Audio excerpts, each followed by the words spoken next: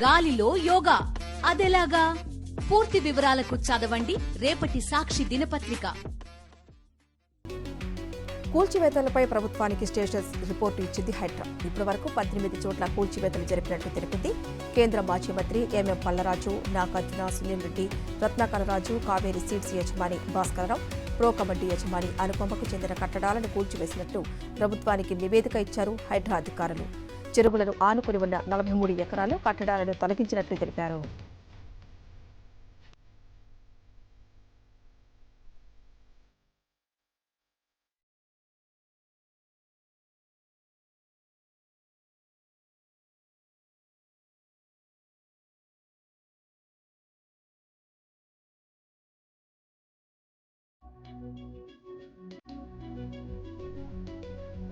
మణికొండ చిత్రపురి కాలనీలో నిర్మించిన విల్లాలకు నిర్మాణ అనుమతులు లేవంటూ మణికొండ మున్సిపల్ కమిషనర్ నోటీసులు ఇచ్చారు. ప్రభుత్వం జారీ చేసిన G.1 నంబర్ 658 విరుద్ధంగా నిర్మించారని నోటీసుల్లో పేర్కొన్నారు. G+1 అనుమతులు పొంది G+2 నిర్మాణాలు చేశారని గుర్తించారు. 15 రోజుల్లో నోటీసులకు జవాబు ఇవ్వాలని మున్సిపల్ కమిషనర్ ఆదేశించారు. లేని పక్షంలో కూల్చివేతలు తప్పవంటూ హెచ్చరించారు. ఎన్ కన్వెన్షన్ ను హైడ్రా అధికారులు కూల్చివేయడంపై మరో ట్వీట్ చేశారు అక్కినేని నాగార్జున. ఎన్ కన్వెన్షన్ కు సంబంధించి వస్తున్న వార్తలు వాస్తవానికి దూరంగా ఉన్నాయన్నారు. ఊహాగానాలు ఎక్కువగా వినిపిస్తున్నాయని, అది పూర్తిగా పట్టా భూమి అని క్లారిటీ ఇచ్చారు. 1 సెంటు కూడా ఆక్రమించలేదని స్పష్టం చేశారు. చెరువు ఆక్రమణకు గురి కాలేదని స్పెషల్ కోర్టు తీర్పు ఇచ్చిందంటూ ట్వీట్ చేశారు నాగార్జున. హైదరాబాద్లోని ఉస్మానియా యూనివర్సిటీలో కాంగ్రెస్ పార్టీ విద్యార్థి నేతల సమావేశం జరిగింది. పదవుల భర్తీ విషయంపై నేతలు సమావేశమయ్యారు. త్వరలో ముఖ్యమంత్రి రేవంత్ రెడ్డి మంత్రులను కలిసి పలు పదవులను కోరనున్నట్లు వెల్లడించారు ఓయూ కాంగ్రెస్ పార్టీ విద్యార్థి నేతలు. ప్రభుత్వ విద్యార్థి నాయకులపై శ్రద్ధ చూపుతుందని ఆశాభావం వ్యక్తం చేశారు. మంచిర్యాల జిల్లా బెల్లంపల్లిలో కొద్ది రోజులుగా కుండపోత వర్షాలు పడుతున్నాయి. రైల్వే స్టేషన్ పరిధిలోని కుంటలోకి భారీగా వరద నీరు వచ్చి చేరింది. వరద ఉధృతికి కుంట కట్ట తెగిపోవడంతో ఇళ్లలోకి వరద నీరు చేరి ప్రజలు ఇబ్బందులు పడుతున్నారు. అధికారులు ఆదుకోవాలని ఆవేదన వ్యక్తం చేస్తున్నారు ప్రజలు. సిద్దిపేట పట్టణంలో చెట్లను నరికేస్తున్న విద్యుత్ అధికారులపై ఆగ్రహం వ్యక్తం చేశారు మాజీ మంత్రి హరీష్ రావు. ఎందుకు నరికివేస్తున్నారని వారిని నిలదీశారు. కేవలం విద్యుత్ వైర్ల కింద ఉన్న చెట్ల కొమ్మలను మాత్రమే నరకాలని అధికారులకు సూచించారు హరీష్ రావు. వికారాబాద్ జిల్లా నవాన్గర్ రైల్వే స్టేషన్లో ఓ మహిళ త్రుటిలో ప్రాణాపాయం నుంచి తప్పించుకుంది. టార్గే తండాకు చెందిన ఓ మహిళ ఆగి ఉన్న గూడ్స్ రైలు కింద నుంచి ప్లాట్ఫామ్ మారేందుకు ప్రయత్నించింది. ఇందులో ట్రైన్ కదలటంతో ఆమె పట్టాలపై పడుకుని ప్రాణాలు దక్కించుకుంది. ట్రైన్ వెళ్లాక అక్కడి నుంచి వెళ్లిపోయింది. హైదరాబాద్లోని బాలాపూర్లో పోలీసులు నాకా బంద్ కార్యక్రమం చేపట్టారు. మహేశ్వరం డీసీపీ సునీతారెడ్డి ఆధ్వర్యంలో రాయల్ కాలనీలో సోదాలు నిర్వహించారు. సరైన పత్రాలు లేని 63 వాహనాలను సీజ్ చేశారు. రౌడీ షీటర్లను, మరో 3 అనుమానితులను పోలీసులు అదుపులోకి తీసుకున్నారు. ఖేలో ఇండియా క్రీడా శిక్షణ కార్యక్రమంలో భాగంగా పెద్దపల్లి జిల్లా సుల్తానాబాద్లోని మినీ స్టేడియంలో ఖోఖో క్రీడాకారులకు శిక్షణ ఇస్తున్నారు. పెద్దపల్లి ఎమ్మెల్యే చింతకుంట విజయ రమణారావు మినీ స్టేడియంకు వెళ్లి క్రీడాకారులకు దుస్తులు, క్రీడా సామాగ్రిని పంపిణీ చేశారు. ఆ తర్వాత ఖోఖో క్రీడను స్థానిక నాయకులతో కలిసి వీక్షించారు. హనుమకొండలోని గిరిజన భవన్లో తీజ్ ఉత్సవాలను ఘనంగా నిర్వహించారు. కార్యక్రమానికి వరంగల్ ఎంపీ కడియం కావ్య ముఖ్య అతిథిగా హాజరయ్యారు. సాంప్రదాయ దుస్తులు ధరించి మహిళలతో కలిసి కావ్య నృత్యాలు చేశారు. గిరిజన సంస్కృతి సాంప్రదాయాలకు తీజ్ వేడుకలు ప్రతీకగా నిలుస్తాయన్నారు కావ్య. ప్రభుత్వ ఉత్తర్వులంటూ నకిలీ జీవోలను ప్రచారం చేస్తున్న వారిపై కఠిన చర్యలు తీసుకుంటామని అధికారులు వెల్లడించారు. రంగారెడ్డి జిల్లా అడిషనల్ కలెక్టర్ భూపాలరెడ్డి కేసును విజిలెన్స్ ఎన్ఫోర్స్మెంట్కు బదిలీ చేస్తున్నట్టు ప్రచారంలో ఉన్న జీవో ఫేక్ అని స్పష్టం చేశారు. 1109 పేరిట విడుదలైన నకిలీ జీవోపై సైబర్ క్రైమ్ పోలీసులకు ఫిర్యాదు చేసినట్లు వెల్లడించారు. రాగల 5 రోజుల పాటు భారీ నుంచి అతి భారీ వర్షాలు పడతాయని హైదరాబాద్ వాతావరణ కేంద్రం వెల్లడించింది. పెద్దపల్లి, జయశంకర్ భూపాలపల్లి, ములుగు, భద్రాద్రి కొత్తగూడెం జిల్లాలకు యెల్లో అలర్ట్ జారీ చేసింది. పలు చోట్ల ఉరుములు, మెరుపులతో వర్షాలు పడే ఛాన్స్ ఉందని, గంటకు 30 నుంచి 40 కిలోమీటర్ల వేగంతో గాలులు వీస్తాయని వాతావరణ శాఖ వెల్లడించింది. ఏపీలో కూటమి ప్రభుత్వం అధికారంలోకి వచ్చాక శేషాచలం అడవుల్లో ఎర్రచందన స్మగ్లర్లు రెచ్చిపోతున్నారు. ఎర్రచందన స్మగ్లింగ్ చేస్తున్నారు యథేచ్ఛగా. నాగపట్ల అటవీ ప్రాంతంలోకి అక్రమంగా చొరబడుతున్న 19 మంది ఎర్ర కూలీలను అరెస్టు చేశారు. టాస్క్ ఫోర్స్ పోలీసులు 3 కార్లు, గొడ్డళ్లు, రంపాలను స్వాధీనం చేసుకున్నారు. కర్నూలు జిల్లా మంత్రాలయం శ్రీ రాఘవేంద్ర స్వామి మఠంలో భరతనాట్య నృత్య ప్రదర్శన కార్యక్రమం నిర్వహించారు. నేషనల్ క్లాసికల్ డ్యాన్స్ అకాడమీకి చెందిన 350 మంది భరతనాట్య కళాకారులు నృత్య ప్రదర్శన చేస్తూ రామనామం జపించారు. శ్రీమఠం పీఠాధిపతి శ్రీ సుబుధేంద్ర తీర్థ స్వామివారు, ఇంటర్నేషనల్ బుక్ ఆఫ్ రికార్డ్స్ అధికారులు ఈ కార్యక్రమంలో పాల్గొన్నారు. ఛత్తీస్గఢ్లోని బీజాపూర్ జిల్లా మావోయిస్టు ప్రభావిత ప్రాంతాలకు చెందిన 31 మంది యువకులు రాజధాని రాయ్పూర్లో పర్యటించారు. పలు చారిత్రాత్మక ప్రదేశాలను సందర్శించారు. కేంద్ర హోంశాఖ మంత్రి అమిత్ షా, ముఖ్యమంత్రి విష్ణుదేవ్ సాయిలతో సమావేశమయ్యారు. వారి యోగక్షేమాలను అడిగి తెలుసుకున్నారు అమిత్ షా. వైఎస్ఆర్సీపీ మహిళా కార్యకర్తలను టీడీపీ సోషల్ మీడియా వేధిస్తోంది. అసభ్యకర కామెంట్లు పెడుతూ వ్యక్తిత్వ హననానికి పాల్పడుతోంది.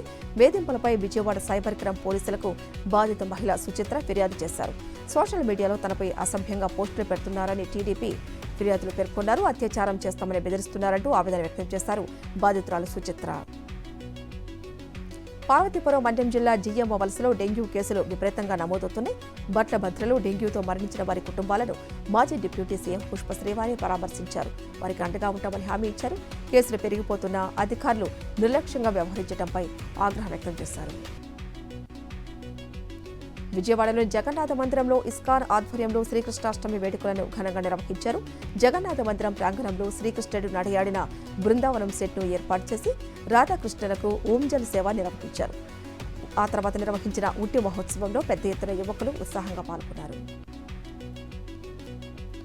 జోగులాంబ గద్వాల జిల్లా అలంపూర్లో విషాదం చోటు చేసుకుంది. ఓ ఇంటిలో శుభకార్యం ఉండటంతో కుటుంబ సభ్యులు ఇంటి ముందు ఉన్న చెట్టును నరికేశారు. ఆ చెట్టు పడి పక్కనే ఉన్న కరెంటు స్తంభం విరిగిపోయింది. కరెంటు వైర్లు తెగిపడి మహేష్ అనే 4 ఏళ్ల బాలుడు అక్కడికక్కడే ప్రాణాలు కోల్పోయాడు. శ్రీకాకుళం జిల్లా టెక్కలిలో ఘోర ప్రమాదం తప్పింది. వైఎస్ఆర్సీపీ సమన్వయకర్త పేరాడ తెలక ప్రయాణిస్తున్న కారు అదుపు తప్పి ఎదురుగా వస్తున్న కారును ఢీకొట్టింది. ఆ తర్వాత మరో ఆటోను ఢీకొట్టింది. ఈ ప్రమాదంలో కారులో ఉన్న మాజీ జెడ్పీటీసీ కుర్మాన బాలకృష్ణకు స్వల్ప గాయాలయ్యాయి. మిగతా వారంతా క్షేమంగా ఉండటంతో అంతా ఊపిరి పీల్చుకున్నారు. ఛత్తీస్గఢ్ జిల్లా సుక్మా జిల్లాలో వేర్వేరు ప్రాంతాల్లో 3 మావోయిస్టులను పోలీసులు అరెస్టు చేశారు. సింగారం అటవీ ప్రాంతంలో ఒకరిని బెద్రే పోలీస్ స్టేషన్ పరిధిలో మరో 2 మావోయిస్టులను అదుపులోకి తీసుకున్నారు. వారి నుంచి పేలుడు పదార్థాలను స్వాధీనం చేసుకున్నారు. పట్టుబడిన వారిపై 2 లక్షల రూపాయల రివార్డు ఉందన్నారు పోలీసులు. హన్మకొండ జిల్లా కాజీపేటలో బీసీల సమర శంఖారావం సభను ఘనంగా నిర్వహించారు. శాసనమండలి డిప్యూటీ చైర్మన్ బండా ప్రకాష్, ఎమ్మెల్సీ తీనివారం మల్లన్న, బీసీ సంఘాల నేతలు ఈ కార్యక్రమానికి హాజరయ్యారు. రాష్ట్ర ప్రభుత్వం కులాల వారీగా జనాభా లెక్కలు సేకరించాలని బీసీ ఇంటలెక్చువల్స్ ఫోరం నేతలు డిమాండ్ చేశారు. సిద్దిపేటలోని శ్రీనగర్ కాలనీలో పట్టపగలే దొంగలు రెచ్చిపోయారు. తాళం వేసి ఉన్న 2 ఇళ్లలోకి చొరబడి దోపిడీకి పాల్పడ్డారు. ఓ ఇంట్లో 14 తులాల బంగారం, కొంత వెండి, 20,000 రూపాయల నగదును దొంగలించారు. మరో ఇంట్లో 2 లక్షల నగదును ఎత్తుకెళ్లారు. బాధితుల ఫిర్యాదు మేరకు పోలీసులు కేసు నమోదు చేసి దర్యాప్తు చేస్తున్నారు. కరీంనగర్ జిల్లా తిమ్మాపూర్కు చెందిన నర్సవ్వ అనే వృద్ధురాలిని రోడ్డున పడేశారు 4 కొడుకులు. ఆస్తి పంపకాలు జరిగాక ఆమెను పట్టించుకోవటం మానేశారు. ఏం చేయాలో అర్థం కాక నర్సవ్వ పోలీసులను ఆశ్రయించింది. తనకు న్యాయం చేయాలని వేడుకుంది. కొడుకులతో మాట్లాడి న్యాయం చేస్తామని పోలీసులు నర్సవ్వకు భరోసా ఇచ్చారు. మహబూబ్ నగర్లోని గణేష్ భవన్లో బీహెచ్పీ గణేష్ ఉత్సవ కమిటీ ఆధ్వర్యంలో గణేష్ నవరాత్రి ఉత్సవాల సన్నాహక సమావేశాలు నిర్వహించారు. ఈ కార్యక్రమానికి ఎంపీ డీకే అరుణ హాజరయ్యారు. శాంతియుత వాతావరణంలో గణేష్ నవరాత్రి ఉత్సవాలను జరుపుకోవాలని డీకే అరుణ సూచించారు. వినాయక మండపాల నిర్వాహకులు అప్రమత్తంగా ఉండాలన్నారు. సూర్యాపేట జిల్లా హుజూర్ నగర్లోని సాయిబాబా కళ్యాణ మండపంలో తెలంగాణ జానపద కళాకారుల సంబరాలు ఘనంగా జరుగుతున్నాయి. రంగస్థలం కళాకారుల సంక్షేమ సంఘం ఆధ్వర్యంలో ఈ వేడుకలను నిర్వహిస్తున్నారు.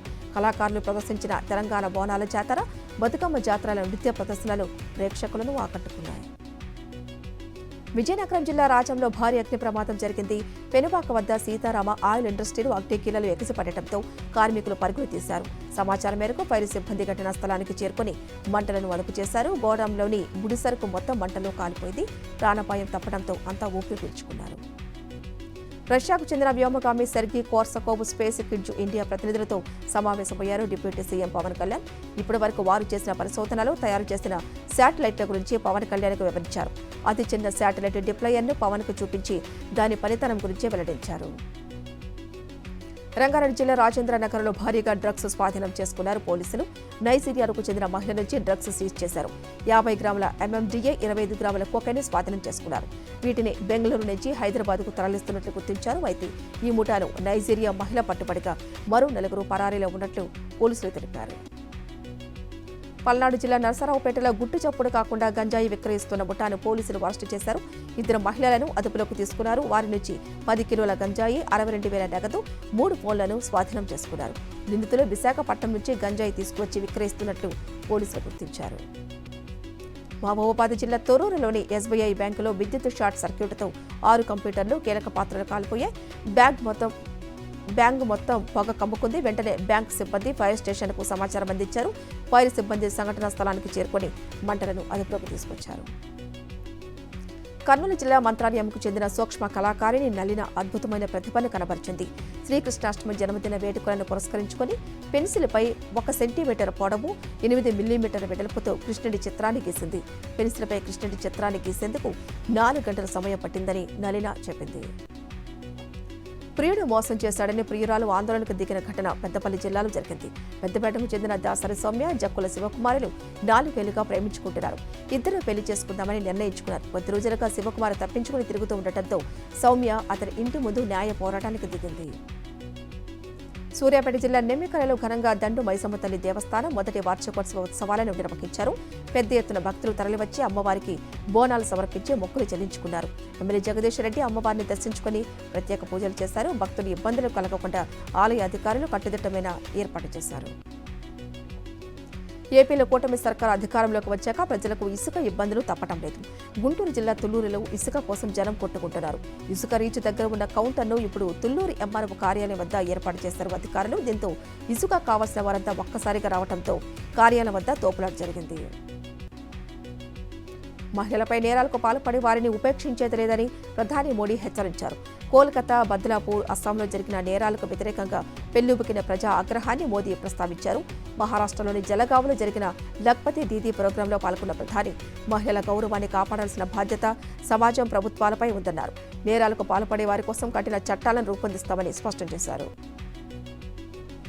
ఏడాది పాకిస్తాన్లో షాంఘై కో ఆపరేషన్ ఆర్గనైజేషన్ సమావేశం జరగనుంది. ఈ సమావేశానికి షాంఘై కో ఆపరేటివ్ ఆర్గనైజేషన్ సభ్య దేశాల అధిపతులు హాజరు కానున్నారు. సమావేశానికి హాజరు కావాలని పాకిస్తాన్ ప్రధాని నరేంద్ర మోదీకి ఆహ్వానం పంపించింది. కానీ భారత, పాకిస్తాన్ మధ్య సంబంధాల నేపథ్యంలో మోడీ పాకిస్తాన్ వెళ్లే అవకాశం లేదని సంబంధిత వర్గాలు చెబుతున్నాయి. హెజ్బొల్లా చేస్తున్న భీకర దాడికి ప్రతిస్పందనగా ఇజ్రాయెల్ కూడా మెరుపు దాడులు చేస్తోంది. హెజ్బొల్లాపై 100 ఫైటర్ జెట్లతో దాడికి దిగింది. లెబనాన్లోని ఉగ్ర స్థావరాలను, రాకెట్లను నేలకూల్చినట్లు ప్రకటించింది. తమ సైనిక కమాండర్ ఫాద్ షుక్ర్ హత్యకు ప్రతిస్పందనగా 320 రాకెట్లతో ఇజ్రాయెల్పై హెజ్బొల్లా దాడి చేయగా సమర్థంగా తిప్పికొట్టింది. పాకిస్తాన్తో జరిగిన తొలి టెస్ట్ మ్యాచ్లో బంగ్లాదేశ్ సంచలన విజయం సాధించింది. ఏకంగా 10 వికెట్ల తేడాతో పాక్ను చిత్తుగా ఓడించింది. ఇప్పటి వరకు ఇరు దేశాల మధ్య 15 టెస్ట్ మ్యాచ్లు జరిగితే పాకిస్తాన్ 12 మ్యాచ్ల్లో గెలిచి 2 మ్యాచ్లను డ్రా చేసుకుంది. కానీ 15వ మ్యాచ్లో మాత్రం బంగ్లాదేశ్ ఆల్రౌండ్ షోతో రెచ్చిపోయింది. ఇన్నింగ్స్లో పాకిస్తాన్ 8 వికెట్ల నష్టానికి 448 రన్స్కు డిక్లేర్ చేయగా బంగ్లాదేశ్ ఏకంగా 565 రన్స్ చేసింది. రెండో ఇన్నింగ్స్లో 30 పరుగుల టార్గెట్ను ఈజీగా ఛేదించి అద్భుత విజయాన్ని ఖాతాలో వేసుకుంది బంగ్లాదేశ్.